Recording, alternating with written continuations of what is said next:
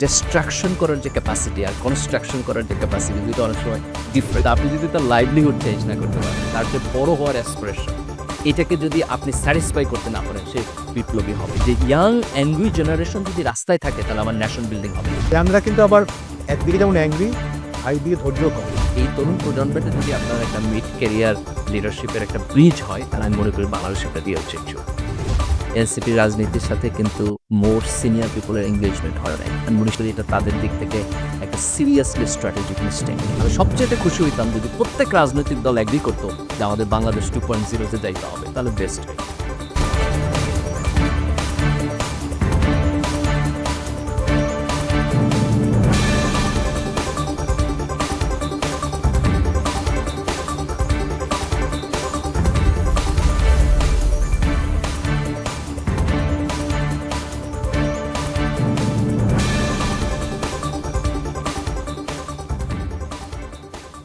আসসালামু আলাইকুম, আপনাদের সকলকে স্বাগত জানাচ্ছি। আমি ফাহিম মাসরুর। আজকের আলোচনায় আমাদের সাথে উপস্থিত আছেন মির্জা গালিব। আপনারা অনেকেই তাকে চিনেন। উনি বর্তমানে যুক্তরাষ্ট্রে assistant professor, department of chemistry, Howard ইউনিভার্সিটিতে আছেন। উনি বাই প্রফেশন একজন সায়েন্টিস্ট এবং একাডেমিশিয়ান, বাট ওনাকে আমরা অনেকেই একজন রাজনৈতিক বিশ্লেষক এবং সমাজ বিশ্লেষক হিসেবেই চিনি। সো আজকে আমরা আসলে অনেকগুলো ইস্যু নিয়েই কথা বলবো। তার মধ্যে আছে আমাদের রাজনীতির ব্যাপার তো থাকবেই, আমাদের তরুণদের যে ক্ষমতা, তরুণদের সম্ভাবনা, আমাদের নেশন বিল্ডিংয়ে আসলে কিভাবে আমাদের তরুণরা আরও বেশি রোল প্লে করতে পারে। মির্জা গালিব, কেমন আছেন? জি ফাহিম ভাই, আলহামদুলিল্লাহ। থ্যাংক ইউ আমাকে ইনভাইট করার জন্য, and it's a real pleasure. ধন্যবাদ আমাদের সাথে আলোচনায় থাকার জন্য। আমি আসলে একটু শুরু করি, একটু ইয়ুথদের নিয়ে আসি, হ্যাঁ? আপনি দেখেন আমাদের আসলে একটা সময়ে, মানে আমারও ব্যক্তিগতভাবে আমাদের ইয়ুথদের উপরে আস্থা কিন্তু একটা পর্যায়ে কমে গেছে না, এবং আমরা আসলে গত এই জুলাইয়ে দেখলাম যে ইয়ুথটাই কিন্তু আবার অনেক কিছু পাল্টে দিল। এটা হয়তো তারাই করছে। তারাই করেছে আর কি। এই যে ইয়ুথদের মধ্যে যে এই একটা বিশাল সম্ভাবনা বা শক্তির জায়গাটা, আহ, আমরা নিজেরাও তো, আমরা যে জেনারেশনে, তারাও তো অনেক ক্ষেত্রেই ওদের প্রতি কনফিডেন্সটা হারিয়ে গেছিল। বাট এখন কিন্তু আমরা ওদেরকে মনে হচ্ছে যে দে শুড অ্যাকচুয়ালি লিড। এখন তাদের এই লিড করার ব্যাপারে, মানে আমি জানি আপনি জুলাই আন্দোলনের সময় বাইরে থেকে প্রচুর তাদেরকে গাইড করেছিলেন এবং ইনভলভও ছিলেন। আপনি ওদের সাথে অনেক ইন্টারেক্ট করেছিলেন, ওদের সাইকোলজি বুঝেন বা ওদের সাথে ওদের ল্যাঙ্গুয়েজটা বুঝেন। আপনার কাছে কি মনে হয় যে তাদেরকে, আমরা তো একটা পর্যায়ে পার হলাম, তাদেরকে এই জিনিসটা তারা অ্যাচিভ করলো, এই শক্তিটাকে যদি আমরা সোসাইটিতে এখন পজিটিভ জায়গায় করতে চাই, নেশন বিল্ডিং এ আনতে চাই, কারণ আসলে আন্দোলন করাটার ক্ষেত্রে অনেক রাশ অফ ব্লাড লাগে, একটা হাই লেভেল অফ প্যাশন লাগে। কিন্তু যখন আপনি নেশন বিল্ডিং এ যাবেন, ইউ নিড মাচ মোর একটা গুছানো অ্যাপ্রোচ, একটা স্ট্র্যাটেজিক অ্যাপ্রোচ। আপনি কি মনে করেন যে এই গিয়ারটা চেঞ্জ করার জন্য আমাদের ইউথরা ready? That's a very fantastic question. মানে ধরেন যে ডিস্ট্রাকশন করার যে ক্যাপাসিটি আর কনস্ট্রাকশন করার যে ক্যাপাসিটি, দুইটা অনেক সময় ডিফারেন্ট, তাই না? তো আমি যদি ইয়ুথদের দিকে তাকাই, যে কয়েকটা জিনিস আমি খুব অ্যাপ্রিশিয়েট করি। একটা হলো, আপনি দেখবেন তারা ফিয়ারলেস। তারা খুবই সাহসী, এবং আ ধরেন যে রাজনৈতিক গ্রামার বা এটিকেট যেটার মধ্যে আপনাকে কনফাইন্ড থাকতে হবে, সেখানে কনফাইন্ড থাকে না। যেটাকে কল আউট করা দরকার, সেটাকে কল আউট করে। তো এই যে তাদের সাহস, এটাকে আমি খুব অ্যাপ্রিশিয়েট করি। এবং এটা শুধু আমাদের দেশের রাজনীতি না, সারা দুনিয়ার রাজনীতিতেই, মানে রাজনীতিটা অনেকটা নষ্ট হয়ে গেছে, তো তার ফলে আপনি স্বাভাবিক পন্থায় কাজ করতে পারতেছেন না, যে কারণে ইয়ুথদের রেভলিউশনারি হইতে হচ্ছে। যদি পলিটিক্যাল ইনস্টিটিউশন কাজ করত, তাহলে তো ধরেন একটা ২০ বছরের ছেলের রাস্তায় নেওয়ার কোনো প্রয়োজন ছিল না। তার তো কাজ এখন পড়াশোনা করা। এবং এটা যে শুধু আমাদের দেশে না, এটা ওয়েস্টেও হইতেছে। আপনি দেখেন আমেরিকাতে এবার প্যালেস্টাইন ইস্যুতে যদি আপনি ইয়াং স্টুডেন্টদের তাদের ক্যাম্পাসে যেই অ্যাক্টিভিজম, এটাকে যদি আপনি দেখেন, তাহলে দেখবেন যে সেই ইয়ুথ ওইখানেও এভাবে কাজ করতেছে। এখন এই ফেজটা ছাড়া আমরা আগাতে পারতেছি না। এটা আমাদের একটা খুব ক্রুড রিয়ালিটি। কিন্তু এখানে আরেকটা প্রশ্ন আছে। প্রশ্নটা হলো যে, আমরা তো ন্যাশন বিল্ডিং এ যাবো। আ সেখানে আমাদের লিডারশিপ লাগবে। তাহলে লিডারশিপটা কিভাবে তৈরি হবে? একটা লিডারশিপ তৈরি হয় পলিটিক্যাল অ্যাক্টিভিজম এর মধ্য দিয়ে। যারা ধরেন ক্যারিয়ার পলিটিশিয়ান, সেটার মধ্যে দিয়ে একটা লিডারশিপ তৈরি হয়। কিন্তু তার বাইরে একটা বিশাল লিডারশিপ তৈরি হয় প্রফেশনাল এক্সেলেন্স এর মধ্য দিয়ে। যে আপনি স্টুডেন্ট পড়াশোনা করতেছেন, পড়াশোনা শেষ করার পর আপনি আপনার প্রফেশনে চলে গেলেন। সেখানে ১০-১৫ বছর কাজ করার পরে যখন আপনার একটা এক্সপেরিয়েন্স হইতেছে, এখন আপনি এক্সপেরিয়েন্সটা ট্রান্সলেট করবেন আপনি একটা পলিটিক্যাল নেশন বিল্ডিং এর জায়গায়। যে কারণে আপনি দেখবেন যে সারা দুনিয়াতেই যেসব জায়গায় স্টুডেন্ট পলিটিক্স নাই, সেখানে তো ক্যারিয়ার পলিটিশিয়ান এভাবে হয় না। ক্যারিয়ার পলিটিশিয়ান আপনার প্রফেশনাল লাইন থেকে আসে। তো আমাদের দেশেও তো এটা লাগবে। এখন আমরা একটা আনফরচুনেট সিচুয়েশন এ আছি যে 91 থেকে যখন আমরা গণতন্ত্র শুরু করলাম, গণতন্ত্র যদি কন্টিনিউ করত তাই প্রফেশনাল লিডারশিপটা হইতো। একটা হলো গণতন্ত্র কন্টিনিউ করে নাই। আরেকটা খুব কিন্তু ওই জায়গাটা কি ট্র্যাডিশনাল পলিটিশিয়ানরা দিবে? স্পেসটা তো দেওয়ার কথা না। আমি এখানে আসতেছি যে এটা দিবে কি দিবে না সে প্রশ্ন আসে আরেকটা জায়গায়। তো আরেকটা হইছে যে আমাদের আ প্রফেশনাল সব বডিজ গুলো ভাগ হয়ে গেছে। তাই না? সব রাজনীতির একটা নিউট্রাল জায়গায় আপনার আসে নাই। একটা ভ্যাকুয়াম তৈরি হইলো। এই ভ্যাকুয়ামটা আমাদের তরুণরা ধাক্কা দিয়ে সরায় দিল। রাজনীতিতে একটা পরিবর্তন আসলো। কিন্তু তাদের তো প্রফেশনাল এক্সপেরিয়েন্স টা নাই। তাই না? এখন আমাদেরকে যেটা করতে হবে এই জায়গাটা রিবিল্ড করতে হবে। রিবিল্ড করতে হবে ছাত্রদেরকে নিতে হবে। প্রফেশনাল লোকদের মধ্যে যারা এখনো ধরেন আপনার মোরাল, এথিক্স আছে, দেশপ্রেম আছে, বাংলাদেশকে প্রায়োরিটি দেয় এই লোকদেরকে আগায় এনে একটা জায়গা করতে হবে। এখন পলিটিক্সে এটা তো আপনাকে কেউ ফ্রি দিবে না। কিন্তু আমি মনে করি বাংলাদেশ একটা জেনারেশনাল চেঞ্জ এর মধ্যে যাইতেছে। আপনার ওল্ড পলিটিক্স টিকবে না। হয়তো একটু ব্যাক অ্যান্ড ফোর্থ আপনার রশি টানাটানি হবে, কিছু কনফ্লিক্ট এর মধ্যে দিয়ে যাবে। কিন্তু আজকে থেকে ১০ বছর পরে যদি আপনি বাংলাদেশের রাজনীতিকে এনালাইসিস করেন, তাহলে আপনি দেখবেন যে আমাদের ওল্ড যে পলিটিক্স এর ট্রেইটটা নাই। কারণ হচ্ছে যে 40% ইয়াং পিপল তারা তো ভোক্তা। আপনি তো বিজনেসের লোক খুব ভালোভাবে জানবে। বাজারে যখন চাহিদা তৈরি হয়, বিজনেসের তো ওই চাহিদা স্যাটিসফাই করতে হবে। আর তো কোনো ওয়ে নাই। তাহলে এই যে ভোক্তা শ্রেণীর টেস্ট চেঞ্জ হয়ে গেছে রাজনীতিতে, এই কারণে আমি মনে করি রাজনীতি বদলা।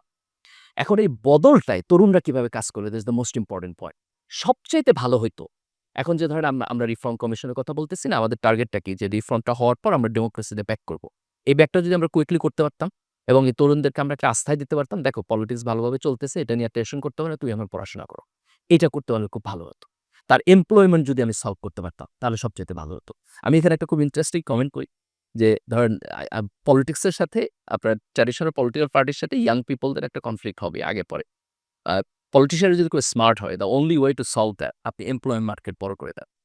খুব কুইকলি এমপ্লয়মেন্ট মার্কেট বড় করে দেন। তারা এমপ্লয়মেন্ট মার্কেটে চলে যাক, দেখুন আপনার রাজনীতিতে এত বেশি মাথা ঘামাবে না। কিন্তু আপনি যদি তার লাইভলিহুড চেঞ্জ না করতে পারেন, তার যে বড় হওয়ার অ্যাসপিরেশন, এটাকে যদি আপনি স্যাটিসফাই করতে না পারেন, সে বিপ্লবী হবে।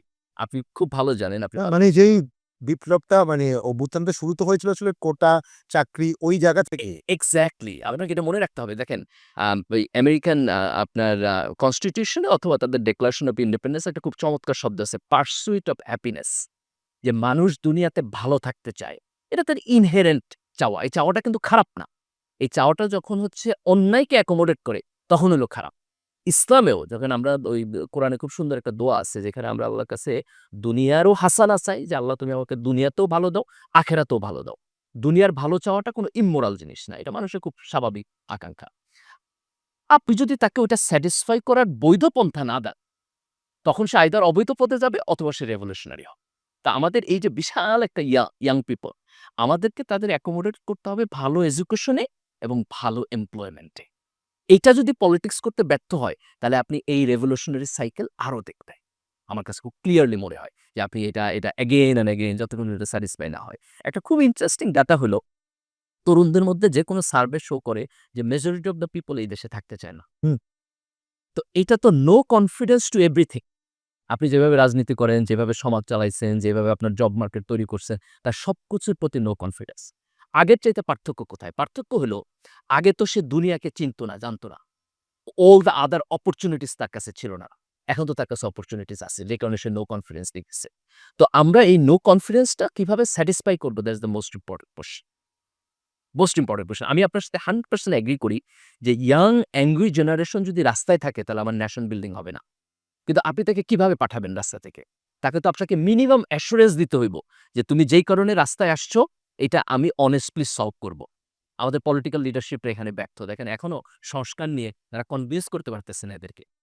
ব্যর্থ এবং আমি কিন্তু খুব বেশি আশাবাদীও না যে তারা এই জিনিসটা রিয়ালাইজ করে এবং তারা একটা সলিউশনের দিকে যাবে।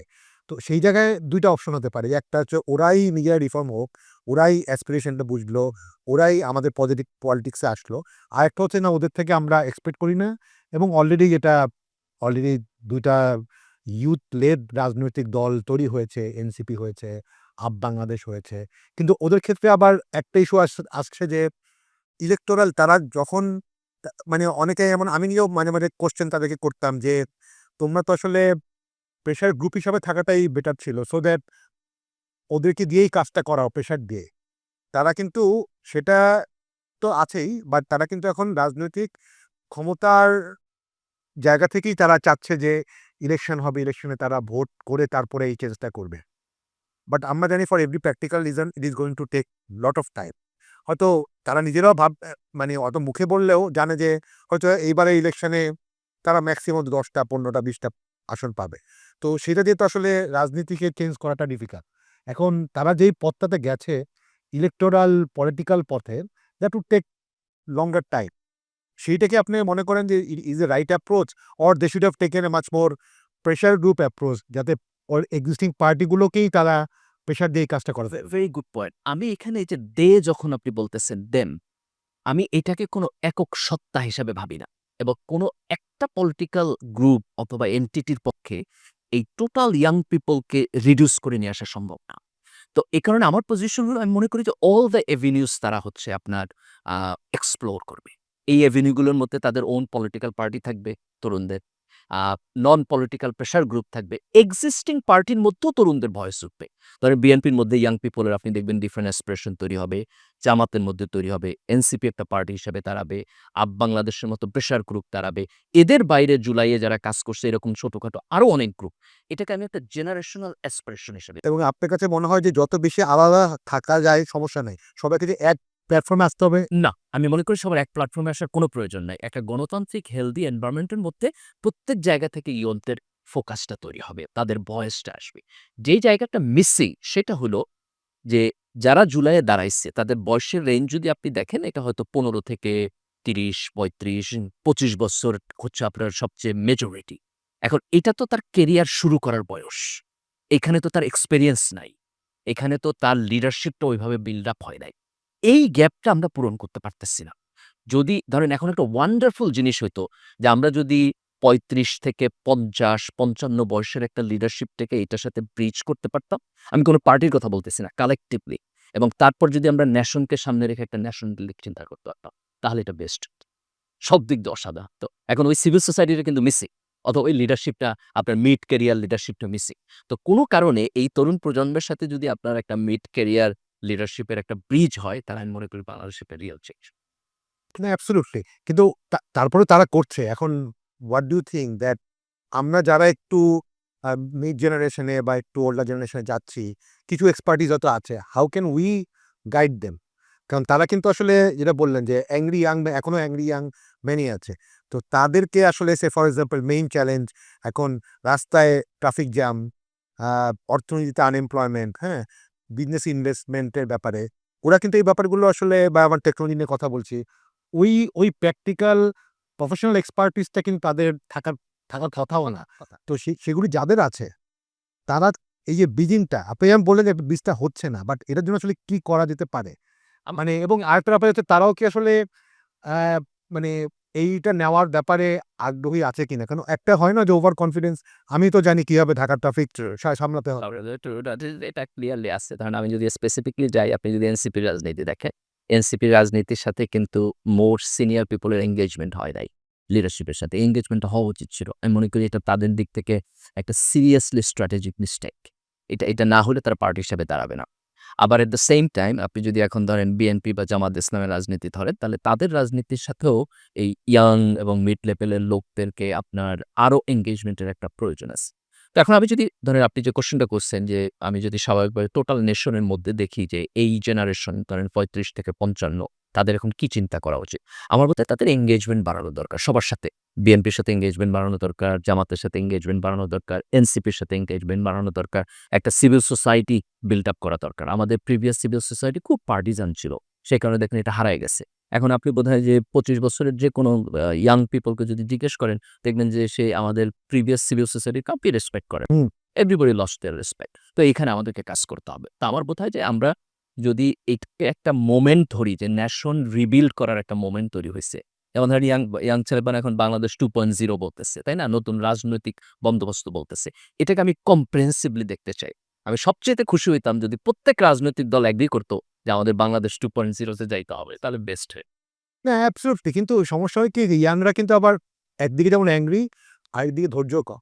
তারা এক্সপেকটেশনও যেরকম আমরা অগাস্ট, সেপ্টেম্বরে যে লেভেল এক্সপেকটেশন দেখেছিলাম, খুব তাড়াতাড়ি কিন্তু তারা দেখছে যে না, এত বড় এক্সপেকটেশন, এত আমরা আশা করেছিলাম কিছু, মানে অনেকেই ফেল করছে।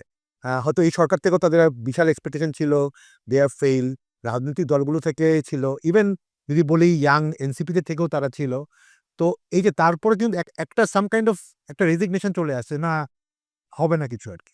তো এটা কিন্তু ইয়াংদের মধ্যে একটা আমি ন্যাচারাল টেন্ডেন্সি আছে যে তাড়াতাড়ি আমি বদল। এটাতে সারপ্রাইজড না। আমি মনে করি এইভাবেই হবে। যেটা হয় কি আপনার ওই যে লার্নিং অ্যান্ড ইগনোরেন্স একটা কার্ভ আছে যে কেউ যখন ১ম লার্ন করা শুরু করে তখন খুব কনফিডেন্স হুট করে বেড়ে যায়। তারপর ফল করে। ফল করার পর আবার স্লোলি ডেভেলপ হয়। এই পরের ফেজটা হলো রিয়াল ডেভেলপমেন্ট। তাই আমি মনে করি এটা এইভাবেই হবে। আপনি ১ম হলো বিশাল এক্সপেকটেশন করবেন, তারপর এটা ফেইল করবে। কিন্তু এটা হারায় যাবে না। তারপর এটা স্লোলি একটু করে তো আমি এই জায়গায় মোটেও হোপলেস না। আমি মনে করি এইটুকু এক্সপেক্টেড ছিল। একটা ট্রানজিশনাল পিরিয়ড এ আপনি এভরিথিং ম্যাথমেটিক্স মিলবে ২+২ ৪ হবে। না, এটাই বাস। This is the reality. This the reality. আমি মনে করি যে এই রিয়ালিটিটাই ঠিক আছে। এটা ধরেন আমরা যেটা ওই যেই হোপটা আমরা মনে করতেছি হয় নাই, এই হোপটা কিছুটা আনরিয়ালিস্টিক, কিছুটা থিওরিটিক্যাল। যেমন ধরেন আপনি ৪ বা ৫ তারিখে যেভাবে এন্টায়ার জেনারেশন একটা এজেন্ডায় দাঁড়াইছে, এটা তো ১৭ বছরের দুঃশাসনের কারণে হইছে। এখন আপনি আরেকটা জায়গায় ওই একই ঐক্যমত তৈরি করবেন, এটা এত সহজ কাজ না। এবং এটা যে হইতেছে না, এটার মধ্যে সারপ্রাইজিং কিছু নাই। আপনি যেকোনো নেশনের হিস্ট্রি দেখেন, আপনি ফ্রেঞ্চ রেভলিউশন এর পরেও তো আপনার সেখানে অনেক কনফ্লিক্ট এর মধ্য দিয়ে গেছে, তাই না? তো এটা হবেই। দেখেন আপনি ইউরোপ খুব ইন্টারেস্টিংলি এখন তো ইউরোপীয় ইউনিয়ন করে তারা খুবই কনসলিডেটেড জায়গায় আছে। কিন্তু 2nd ওয়ার্ল্ড ওয়ার এ তারা নিজেরা যুদ্ধ করছে না? তার আগে তাদের বিশাল হিস্ট্রি আছে না যুদ্ধে? তো মানুষের সভ্যতা এভাবেই আগায়।